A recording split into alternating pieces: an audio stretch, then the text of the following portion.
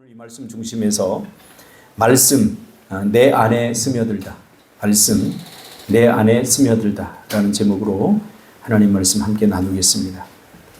2023년도에 5월 17일부터 27일까지 13일 동안 6개국 13개 도시 유럽 종교개혁지를 방문해서 프로테스탄티즘과 또 위그노들의 삶을 추적하는 스타디 투어를 한 적이 있습니다. 엊그제 같은데 벌써 2023년, 26년이니까 한 3, 4년이 지났습니다. 여행하기 전에 모여서 세미나를 열었습니다. 우리 그냥 여행이 아니라 우리 공부하는 사람들이니까 스타디 투어를 하자. 그래서 세미나를 열고 각 개혁가, 또 종교 개혁가들, 그리고 사상가들, 그리고 깔뱅, 쯔빙글리, 진젠도르프, 모라비안 성도들, 이런 사람들을 나누어서 연구하게 해서 함께 선학습의 시간도 가졌습니다. 저는 쯔빙글리를 이렇게 연구를 해서 함께 나누었던 기억이 납니다. 저의 관심은 왜 유럽의 교회가 몰락했는가 였습니다. 그리고 종교 개혁가들이 추구한 가치는 무엇이었고, 또 위그노들의 삶은 유럽 사회에 어떤 영향력을 미치고 있는가 하는 것이 저의 관심이었습니다. 그동안 학교에서 배우기도 하고 책으로 읽기도 했지만 저는 직접 가서 짧은 시간이지만 제 눈으로 확인하고 싶었고, 제 감성과 느낌으로 직접 만져보고 경험하고 싶었습니다. 그래서 정말 열심히 공부하고 그것이 13일 동안 정말 질적인 시간들을 보내고 왔습니다. 제가 학교에서 공부하고 책을 통해서 학습한 바에 의하면 유럽 교회는 더 이상 눈에 띄는 어떤 영향력을 끼치고 있지 않은 것처럼 보여졌고, 교회 수는 줄어들고 또 예배 참석자도 줄어들면서 유럽 사회의 교회의 영향력은 거의 소멸되었다. 그렇죠? 그리고 유럽 신앙인들의 믿음은 잃어버렸다. 이렇게 배워왔습니다. 그리고 실제로 제가 방문한 몇몇 교회와 도시들을 보면서 그것을 실감했습니다. 교회가 관광객들이 찾는 관광 코스로 전락을 했고요. 또 어떤 교회는 예배를 드리지만 일주일에 한 번 주일에 모여서 예배보다는 파티 중심으로 거기서 어떤 그 물물 교환도 이루어지고 또 동네 사람들이 모여서 맥주도 한잔하고 하는 그런 장소로 변질되어 있었습니다. 그러나 그럼에도 불구하고 어떤 교회는 여전히 하루에 3번씩 모임을 갖고 예배하는 교회도 있었습니다. 우리가 교회를 방문을 하려고 했는데 예배 중이라 들어갈 수 없다고. 그래요. 이게 평일인데 무슨 예배냐? 그랬더니 이 교회는 하루에 3번 예배가 집례가 된다. 그래서 여러분들이 지금 그 시간에 맞춰 왔기 때문에 막 예배가 시작되었기 때문에 2시간을 기다려야 된다. 생각해 보세요. 예배 시간이 2시간이에요. 우리는 1시간만 돼도 여러분 시계를 바라보고 그러잖아요. 예배 시간만 2시간이에요. 그 교회를 보면서 저는 어떤 희망을 보았고요. 저의 마음을 설레게 했습니다. 그러면 그렇지. 유럽 교회가 다 무너졌다고 하지만, 그러나 골목골목을 돌아가면서 그런 교회들, 아직도 살아있는 교회, 아직도 칼뱅과 루터의 그 개혁가 정신, 스븐겔리의 개혁가 정신이 살아있는 그런 교회를, 그리고 그런 성도들을 만나보고 싶었습니다. 말로만 듣고 책에서 읽은 바와 똑같을까? 과연 그럴까? 그렇다면 그 이유가 뭘까? 저는 매우 궁금했습니다.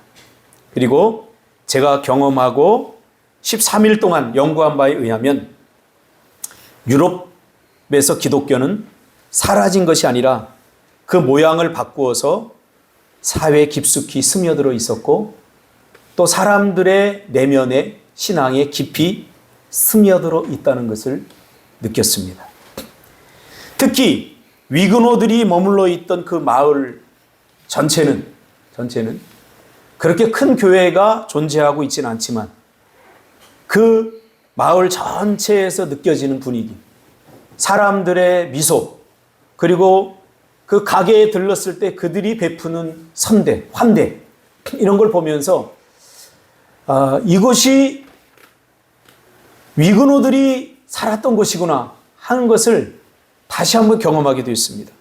그들이 자신들이 신앙인이라고 믿음 있는 사람들하고 밝힌 적은 한 번도 없지만 그 말끔하게 정리된 거리들, 그리고 사람들의 환한 미소, 그리고 가게를 들를 때마다 정말 환대하면서 서비스하는 그 모습들을 보면서 아하, 기독교의 정신, 성경의 가치관이 저들의 내면과 저들의 삶 깊숙이 스며들어 있구나 하는 것을 발견하게 된 것입니다.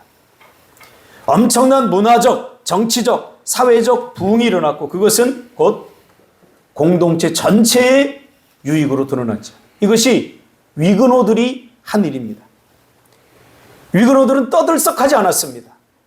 그러나 그들이 성경을 관계 속에서, 그리고 삶 속에서, 문화 속에서 보이지 않게 이렇게 뿜어내는 그 향기들로 말미암아 그 위근호들이 거주했던 그 마을 공동체 전체가 굉장히 온유하고 부드럽다. 그것을 제가 느꼈어요. 그 위근호들이 묻혀있는 무덤가를 가는데 엄청나요. 무덤이 수천 개는데요. 무덤 양쪽에 묻혀있고 그 가운데 길에 그 유럽의 그 무슨 나무죠? 사이프러스. 무슨 나무죠? 사이프러스 나무인가요? 아는 사람이 하나도 없나요? 네. 그 나무들이 쫙 있고 그 사이를 걸어가는데 그 위근호들이 마치 살아있는 것 같았어요. 너무나 아름다운 무덤이라고 보기에는 적절하지 않은 정말 아름다운 곳이었어요. 이렇게 기독교가, 유럽의 기독교가 사라진 것 같고 유럽의 신앙인들이 없어진 것 같지만 그러나 이 위근호들의 삶이 깊숙이 그들의 삶에 스며들었던 말씀들이 서서히 대를 이어서 보이지 않게 드러나면서 사람과 사람의 관계 속에서 문화 속에 법률 속에 그리고 인권과 그리고 복지와 법률 시스템 속에 스며들어 있다는 것을 저는 깨닫게 되었습니다. 스터디 투어를 했기 때문에 그 가이드도 그런 일반 가이드가 아니라 영국에서 오랫동안 공부를 한 그 신학을 하고 공부를 한 또 문화를 전공한 후배 목사를 가이드로 세워서 전반적인 것을 아주 디테일하게 저희들이 질문도 하고 이런 시간들을 가졌습니다. 가는 곳마다 다리들이 있었어요. 유럽은 이 강이 참 아름답지 않습니까? 강이 참 아름다워요. 근데 그 강가마다 그 다리들이 이렇게 세워져요. 다리가 아니라면 이게 굉장히 많은 시간을 돌아서 이렇게 가야 되는데 그 강가마다 다리들이 세워져 있어요. 근데 그 다리 밑에는 이름들이 쓰여져 있어요. 이름들이. 그래서 이게 무슨 이름이냐 그랬더니 위근호들이 돈을 열심히 번대요. 돈을 열심히 벌어서 이 사람들이 하는 게 뭐냐면 어떻게 하면 우리 마을 공동체의 유익이 될까? 이 돈 버는 것이 내 개인의 기쁨뿐만 아니라 이 내 돈 버는 것이 어떻게 타인들의 기쁨이 될 수 있을까? 이것이 위근호들의 지향이었어요. 그래서 다리가 건설되어 있지 않아서 상당히 많은 시간을 돌아가야 되는데 거기에 자기가 번 모든 돈을 다 들여서 다리를 건설한 거예요. 다리를. 자기가 평생 모은 돈을 다리를 건설하는 데 써서 그 다리를 통해서 사람들이 건너 다니는 거예요. 그러니까 거기 옆에 그 사람을 기리기 위해서 이렇게 이름을 써놨어요. 또 어떤 곳에 가니까 산에 엄청난 큰 성이 있어요. 저는 나중에 은퇴를 하고 나면 성 투어를 할 거예요. 유럽 성 투어. 제가 성을 굉장히 좋아하거든요. 그래서 그 성을 보면서 가슴이 막 뛰는 거예요. 갔더니 성이 그렇게 크지 않아요. 참 아름다운 성인데 굉장히 견고하고 저는 그 성을 가면 그 내음을 맡아요. 내음. 성 안에 들어가서 그 수천 년 전에 그 성 사람들이 맡았을 그 성 내음도 맡고 그 만져보고 촉각으로도 느껴보고 그러면서 이 성이 어떻게 만들어졌냐 그러니까 하도 도둑들이 여기에 쳐들어와가지고 농사를 지어놓으면 빼앗고 그러니까 한 위근호가 전 재산을 들여서 몇몇 위근호가 그 성을 건설했다는 거예요. 그 성을 건설했다는 거예요. 그래서 도둑들이 이제 약탈하러 오면 그 성으로 다 숨어서 안전하게 됐다는 거예요. 그러니까 이 위근호들은 사실은 자기만 잘 먹고 잘 사는 그 인생을 추구한 것이 아니라 내가 벌고 내 인생 자체를 나와 더불어 함께 사는 공동체와 이것을 누리기 위해서 그렇게 돈을 벌었다는 거죠. 그것이 무슨 가치입니까? 성경적 가치예요. 이것은 하고 싶어도 못해요. 이것은 어떤 무브먼트, 운동으로도 안 돼요. 이게 어떻게 가능하냐? 그러면 이게 어떻게 가능했습니까? 하고 제가 그 후배 목사한테 물어봤더니 글쎄 목사님들의 숙제입니다. 목사님들의 숙제입니다. 그래서 저는 다녀와서도 많은 시간을 이 부분에 대해서 고민을 했어요. 그리고 내린 결론이 뭐냐면 저들의 삶에 말씀이 흘러간 것이 아니라 스며들었기 때문이다 라고 제가 결론을 내렸습니다. 지금도 유럽은 인간의 존엄성을 지킨다든가 약자들에 대한 보호, 또 사회 복지, 또 사회적 연대, 또 타인을 향한 책임의식 같은 이런 것들이 전부 다 어디서 나오냐면 성경적 가치에서 나온 거예요. 성경적 가치. 우리 한국 교회가 실패한 부분이 바로 그거예요. 부흥됐는데 사회로부터 욕먹어요. 왜? 복음이, 하나님의 말씀이 우리의 내면에, 우리의 영에 스며들지 않았기 때문에 우리의 힘으로 사회에 어떤 유익을 주고 우리의 힘으로 뭔가를 하는 거 한계가 있기 때문에 그래요. 이 일이 그냥 한 시대의 흐름이 아니라 아직도 유럽의 법률이나 유럽의 인권이나 그런 것에 이 성경적 가치가 깊이 뿌리 박혀 있어요. 그래서 흔들리지 않는다는 거예요. 유럽 사람들의 관계십도 마찬가지예요. 유럽 사람들은 무례하지 않더라고요. 물론 좀 무례한 사람도 있어요. 이 동양인들을 보고 제가 가서 뭘 시키니까 듣고서도 못 들은 척해요. 샌드위치 달라고 제가 딱 하니까 듣고서도 못 들은 척해요. 그러면서 불어로도 지네들끼리 막 못 알아듣는 줄 알고 불어로 지네들끼리 막 얘기해요. 그러니까 가이드가 뭐라고 딱 한마디 하니까 알아듣네? 그리고서 바빠서 자기가 못했다. 그리고 샌드위치를 내주더라고요. 그런 사람들도 있긴 해요. 굉장히 질적으로 낮은 사람들이죠. 그러나 그 유럽 사회를 관통하고 있는 힘은 뭐냐면 여전히 성경적 가치입니다. 여전히 성경적 가치. 한 사람의 생명을 소중하게 여기고 또 사람과의 관계를 굉장히 고상한 관점으로 바라보고 서로 환대하고 한 사람이 힘들면 그를 위해서 기꺼이 내 시간을 내어주는 이러한 전통, 이것이 성경적 가치라는 거죠. 지금 유럽 연합이 강조하고 있는 가장 큰 가치인 인권과 평등, 이것도 역시 이러한 위근호적, 성경적, 또 개혁가적, 역사적 토대 위에서 형성이 된 것입니다. 그러니까 눈에 보이는 교회는 약해진 것처럼 보이지만, 기독교가 약해진 것처럼 보이지만, 저는 다른 형태로 사회에 깊숙이, 인간 내면 깊숙이 하나님의 말씀이 스며들어 있다. 이렇게 저는 결론을 내리는 거죠. 그래서 보이지 않지만 그 사람들에게서 저는 굉장히 여유로움을 느꼈어요. 빨리빨리가 없어요. 누가 늦게 간다고 뒤에서 발로 차지도 않아요. 관광지를 가는데 참다 그냥 뭘 빵 하나씩 이렇게 먹으면서 서서 앞에서 막히면 야 이거 왜 막혀 빨리 가 이런 소리를 내지도 않아요. 그냥 빵을 먹으면서 둘이 막 서로 이야기하고 막 즐겨요. 짜증내는 사람도 한 사람 없어요. 그러다 앞에가 뚫려서 가면 그리고 가요. 웃으면서 막 웃으면서 가요. 저는 그 사람들의 여유와 그 사람들의 부드러움과 온유함, 여러분들은 여행을 가서 무엇을 보고 오는지 모르겠지만 좀 박물관도 가서 보고 있고 루브르 박물관도 보고 많은 여행지를 보고 왔지만 제 기억에 그거 하나도 안 남아요. 그 제 마음에 남은 건 뭐냐면 그 분위기, 그 느낌들, 그 사람들의 여유로움. 야, 내가 이곳에 가서 살고 싶다 그럴 정도로. 그렇죠?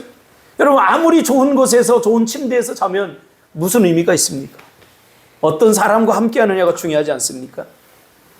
도대체 그 사람들의 여유가 어디서 나왔느냐 보니까 아직도 그들의 문화와 그들의 삶의 가치관, 인생관, 거기에 유유히 스며들어 있는 성경적 가치가 있다는 거예요.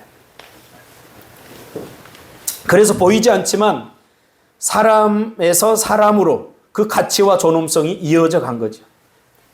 과거에는 직접 유럽 교회가 직접 나서서 가르치고 이끌었다면 이제는 그 가치들이 보이지 않는 사람의 내면과 성격, 인격, 성품, 그 사람들의 서로 간의 관계 속에서, 그리고 법제도 속에서, 또 문화 속에서, 교육 속에서 스며들어 드러나고 있다 하는 것을 제가 본 거죠. 그런 것들이 내 인생의 어떤 선택과 결단과 판단을 하는데 영향을 끼쳤을 거라고 저는 생각해요. 어떤 나라는 자기들이 벌은 한 달 월급에 거의 40%, 어떤 나라는 60%를 세금으로 내요. 이 끔찍한 일이죠. 우리나라 같으면 재앙이다 이렇게 얘기하잖아요. 근데 그 사람들은 돈을 버는 목적이 세금 더 많이 내기 위해서요. 도대체 우리 이해가 안 가요. 우리는 어때요? 돈을 버는 목적이 그거 아니잖아요. 그러니까 그런 나라의 복지가 굉장히 빵빵한 거예요. 그러니까 늙을수록, 나이가 들수록 무엇을 내 노년을 걱정하는 게 아니라 그들은 오히려 더 안정감을 느끼죠. 그러니까 이런 가치들이 어디서 나왔느냐? 바로 성경적 가치에서 나왔다는 거예요. 이제 한국 교회가 코로나를 겪으면서 사람이 적어졌다라고 아우성칠 일이 아니라 이제 우리는 이제 사람이 자꾸 줄어들고 떠났으니까 그 사람들 다시 어떻게 끌어올 것인가, 모을 것인가 이런 고민을 해서는 안 되고 한번 실패를 했으니 이제 하나님의 말씀이 우리의 삶에 어떻게 스며들게 할 것인가, 우리 한국교회 성도들의 각자의 삶에 스며들어서 그것이 어떻게 우리의 삶 속에 뿜어져 나오게 할 것인가를 고민해야 될 것입니다. 더 이상 신앙은 요란하게 드러나지 않지만 오히려 더 깊은 심연에서 사회를 움직이는 보이지 않는 힘으로 작동하고 있다는 것을 저는 유럽을 경험하고 나서 깨닫고 느끼게 되었습니다. 이제 우리는 교회의 외형적 크기나 성장보다 나의 신앙의 크기, 내 내면의 크기를 키워야 됩니다. 여러분에게 거듭 이야기하는 것입니다. 우리 교회 예배드리는 숫자가 적다고 너무 가슴 아파하지 마세요. 정말 우리가 가슴 아파해야 될 것은 뭐냐면 내 신앙이 크지 않는 거예요. 내 믿음이 자라지 않는 거예요. 이렇게 싸우고 다투는데 더 많은 사람이 모이면 어떻겠어요? 더 많이 다투죠. 더 많이 싸우죠. 더 많이 모이면 어떻게 전쟁이 일어나죠. 전쟁. 그 무슨 의미가 있습니까? 이제 내 마음의 그릇을 넓혀서 더 많은 사람들을 담는, 예수를 담는 성품. 그렇죠? 각자 신앙의 내실화, 즉 내 신앙이 사회에 그리고 내 주변에 내 관계에 어떤 가치와 모습으로 드러나고 있는가? 보이지 않는 곳에서 약자를 내가 어떻게 대하고 있는가? 내 안에 스며든 성경의 가치가 어떻게 사람들과 관계 속에서 또 내 삶 속에서 드러나고 있는가? 이것이 중요한 것. 어떤 세력을 키우는 것이 아니라 눈에 보이지 않는 파워. 하나님의 말씀을 가슴에 품고 그것을 내 가정에서, 내 이웃에게, 내 사람들에게, 내 삶 속에 드러내는 것. 이게 중요하다는 거예요. 이것은 스며들지 않으면, 하나님의 말씀이 스며들지 않으면 불가능해요.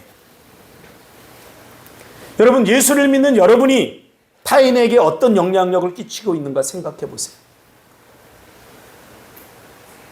나 때문에 주변 사람들이 얼마나 행복하고 나는 타인을 얼마나 환대하고 있는가. 나의 인격과 성품은 그리스도를 닮은 모습으로 자라가고 있는가. 그렇다면 내 주변에 성경적 가치가, 내 안에 있는 스며들어 있는 성경적 가치가 어떻게 드러나고 있는가? 이제 우리는 이것을 놓고 기도를 해야 되는 거죠. 자, 그런 의미에서 오늘 이 말씀, 태초에 말씀이 계시니라, 이 말씀이 하나님과 함께 계셨으니 이 말씀은 곧 하나님이시라. 이 말을 한마디로 요약하면요, 스며들었다 그 말이에요. 말씀 안에 예수가 스며들었고 예수 안에 말씀이 스며들었다는 거예요. 그래서 말씀이 예수가 되고 예수가 말씀이 되었다는 거예요. 바꿔 말하면 하나님의 말씀이 내 안에 스며들고 내가 말씀 안에 스며드는 이 일이 오늘 우리 한국교회 안에서는 활발하게 일어나지 않는다. 말씀이 내가 되고 내가 말씀이 되는 일이 일어나지 않으니까 신앙생활이 힘겨운 거예요. 이건 존재론적 변화만이 가능해요. 이건 어떤 흉내를 내서 될 일이 아니에요. 왜 하나님이 이 땅에 말씀으로 오셨을까? 요한복음 전체는 딱 한마디로 이야기해요. 스며들기 위해서. 한두 번 큰 사건과 경험으로 되어지지 않고 이 스며드는 것은 우리 전생에 인생 전체에 걸쳐서 그 말씀이 내 인격과 성품과 성격과 그리고 내 느낌과 감정 속에 스며들 때 진정으로 예수의 삶이 내 삶에 자연스럽게 이루어진다는 것을 하나님은 알았던 거죠. 여름에 홍수가 나면 엄청난 양의 물이 쏟아져 나오지만 그 물 대부분은 다 흘러가 버립니다. 오늘날 한국교회 안에서 우리가 어떤 말씀을 듣고 싶은가 다 선택해서 유튜브로 들을 수 있어요. 몰라서 문제가 아니에요.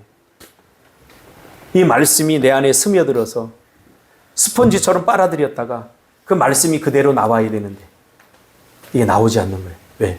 스며들지 않았으니까.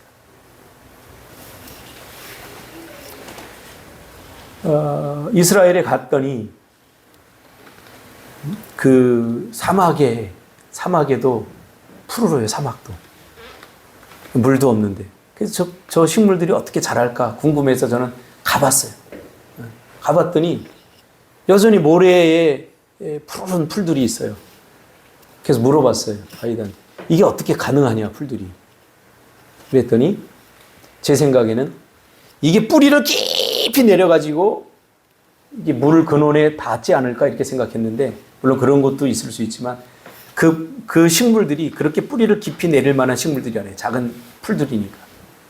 이 풀들이 어떻게 자라냐면 온도 차에 의해서 이슬이 요만큼 맺힌대요. 온도 차에 의해서. 그래서 그 맺힌 이슬이 또로로 굴러가고 뿌리로 이렇게 들어가서 그 물이 스며들어서 뿌리를 적셔서 그 뿌리에서 식물 전체에 공급한다는 거죠. 물 한 방울만 있어도 식물은 살아납니다. 우리는 더 이상 이제 말씀을 흘려들어서는 안 돼요. 흘려버려서는 안 돼요. 내 영혼의 깊은 곳에 그 뿌리까지 스며들게 해야 돼요. 그러기 위해서는 우리가 어떻게 됩니까? 성실해야 됩니다. 하루하루를 성실하게 살아야 돼요. 성경에 보니까 성경에서 악이라고 말하는 걸 딱 두 가지를 이야기하는데 그 중에 하나가 뭐냐면 게으름이에요. 게으름. 죄 짓는 걸 악이라고 얘기하지 않아요. 게으름을 악이라고 얘기해요. 이 작은 물방울들을 얼마나 많이 빨아들여야 한 식물이 살아날 수 있겠습니까? 그래서 기도와 우리의 예배에 우리는 성실해야 됩니다. 또 드려, 또 예배야, 또 기도야. 또 예배, 또 기도가 아니라 이 예배는 유일무이한 예배고 유일무이한 기도입니다. 이 하나의 기도, 하나의 예배가 성실하게 쌓여져서 내 삶, 내 인격과 내 생각과 내 가치와 내 영혼 깊이 스며들어 있다가 결정적인 순간에 스펀지처럼 뿜어내는 것입니다. 언제요? 내 언어로, 내 표정으로, 내가 다른 사람을 대하는 방식으로 이게 드러내는 거죠. 그래서 빨리보다 이제 우리는 좀 느리게 가야 됩니다. 좀 느려도 괜찮아요. 공집사님, 친구들 보니까 다 애를 낳죠? 지금의 최고의 화두는 누가 좋은 차 타냐? 몇 평짜리 집에 샀느냐?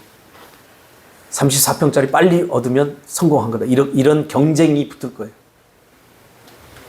근데요, 제가 경험한 바에 의하면 빨리 이루니까, 이 폭죽을 빨리 터뜨리니까 그다음부터 내가 뭐 하며 살지?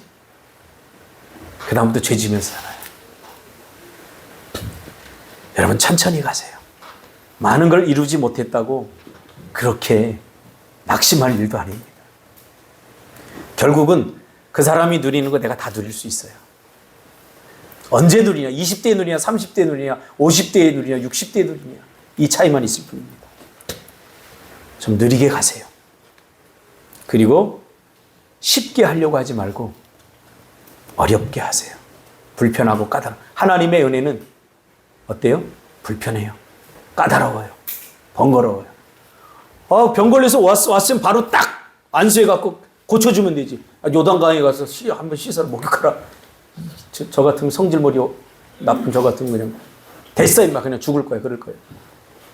근데 한번 가요. 갔다 오니까 또 한 번 가라 그래요. 이게 얼마나 번거롭고 까다롭겠습니까? 그러면서 내가 바뀌어지고 내가 고쳐지고 내가 새로워지는 거예요.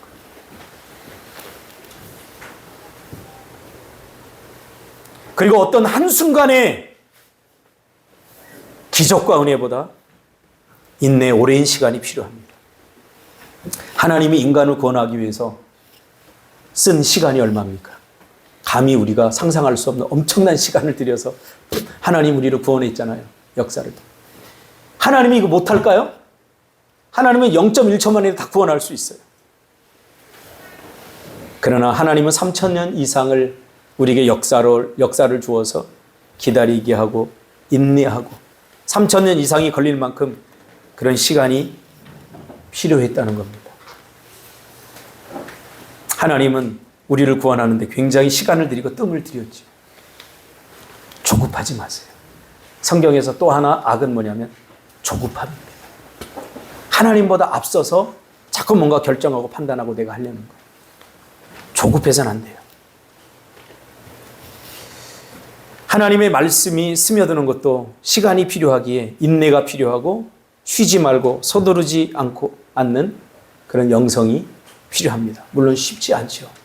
다른 사람들은 쌩쌩 달리는데 옆에서 휘바람 불면서 너 거북이처럼 달려오는 거 뭐냐? 이럴 수도 있어요. 그러나 인내해야 됩니다. 그리고 내 방향을 다시 보고 가야 됩니다. 저도 예수를 믿고 나 처음에 말씀 듣는 게 되게 좋더라고요. 말씀이 귀로 자꾸 들리니까 너무 귀가 행복한 거예요. 근데 귀만 행복하지 시간이 지나면서 이게 어디로 들어오면 또 머리로 돌아요.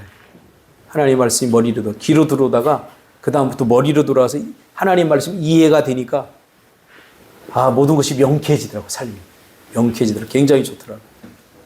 근데 어느 순간에 또 이게 뭔가 또 갈증이 생겨요. 그래서 하나님께 기도하면서 말씀이 가슴으로 스며들고 영으로 스며들기 시작하면서 신앙생활이 굉장히 부드러워졌어요. 안정감이 생겼어요. 여러분, 하나님의 말씀을 가슴으로 담기 바랍니다. 내 영으로 담기 바랍니다. 스며들어야 돼요. 그렇지 않으면 이 설교가 들어도 그 얘기 같고 들어도 그 얘기 같고 어떨 때는 또 이제 생각 속에서 명쾌해지는 부분도 있긴 하지만 여기에 담아야, 여기에 스며들어야 스며드는 말씀이 나를 살리고 그리고 나와요. 자연스럽게. 무엇을 통해서? 언어를 통해서. 내 생각을 통해서. 내 몸짓을 통해서 나와요. 사실은 이번에 제가 사랑하는 후배 목사님 와이프가 유방암 수술을 했는데 갑자기 수련회를 노예를 오고 수련회를 와야 되는데 못 왔어요. 그래서 전화를 했더니 간 치수가 보통 80인데 5천까지 뛰어서, 그리고 지금 모든 기능이 다 마비되고 열이 막 40도 이상으로 오르고, 그래서 병원을 갔다. 그래서 못 왔다. 보니까, 전화를 해보니까 조금 후에 살아날 가능성이 0%다라고 내과 의사가, 담당 의사가 얘기했대요. 다시 회복되고 좋아질 가능성이 0%다. 이게 무슨 말이에요? 이제 당내 준비를 하라. 죽음 직전에 온 거예요. 40 초반이에요. 젊어요. 그리고 이 목사님은 전화하는 목소리가 떨렸어요. 그리고 절망이 가득했어요. 그래서 제가 그랬어요. 목사님, 정신 차리세요. 우리 목사 아닙니까? 가진 것 없어도 우리 목사, 믿음 갖고 사는 사람 아닙니까?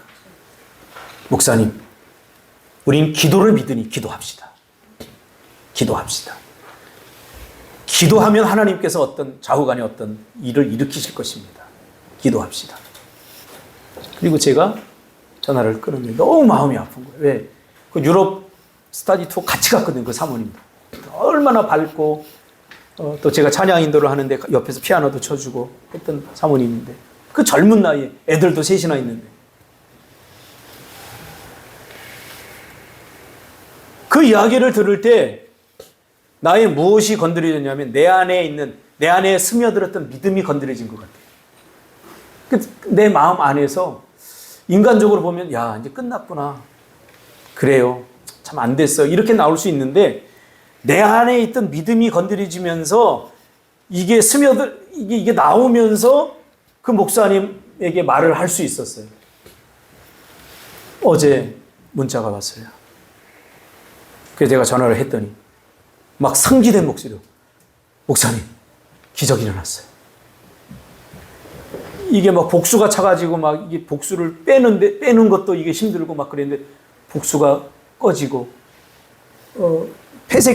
폐혈증이 진행이 됐는데 폐혈증이 멈추고, 모든 맥박, 혈압이 정상으로 됐고, 단지 말을 못할 뿐이지 고개도 끄덕이면서 다 알아듣는다는 거예요.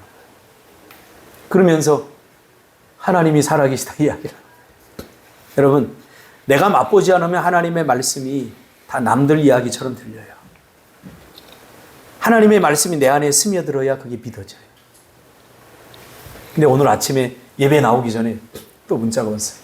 목사님, 말을 하기 시작했어요. 말을 해요. 모든 것이 정상이라 이제 일방병동으로 옮길 거예요. 할렐루야.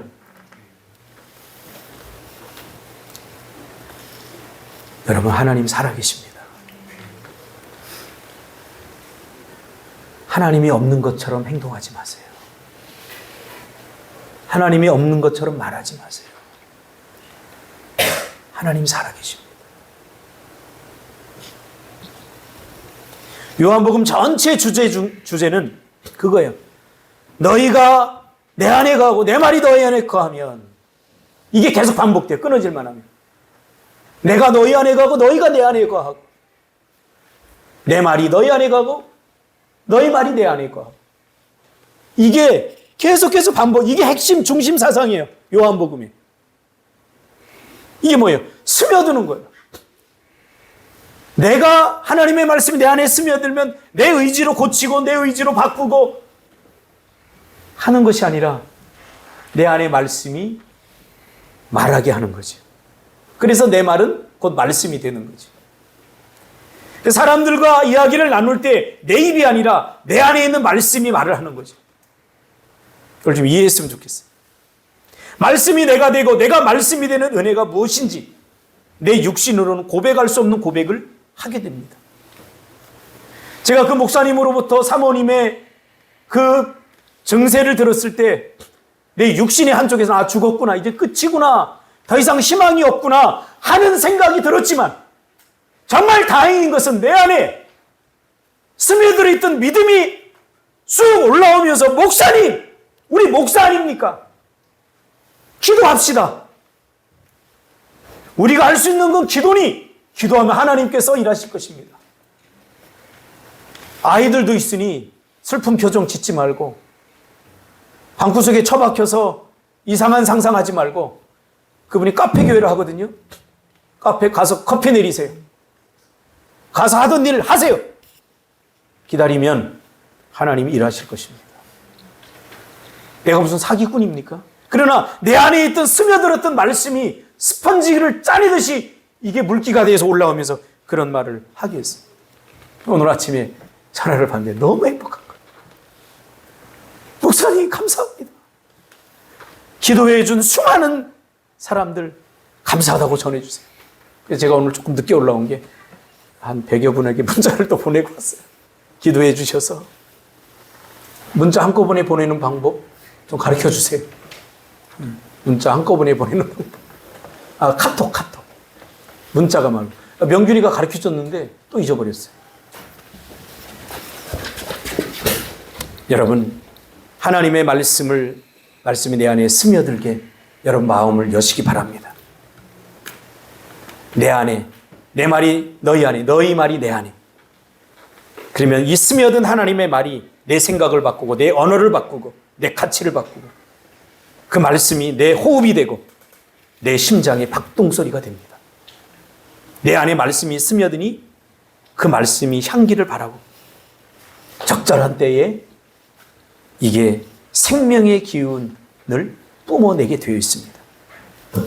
우리 사랑하는 꿈틀교회 성도 여러분, 여러분 한 사람 한 사람이 그 심령 속에 하나님의 말씀이 깊이 스며들었으면 좋겠습니다.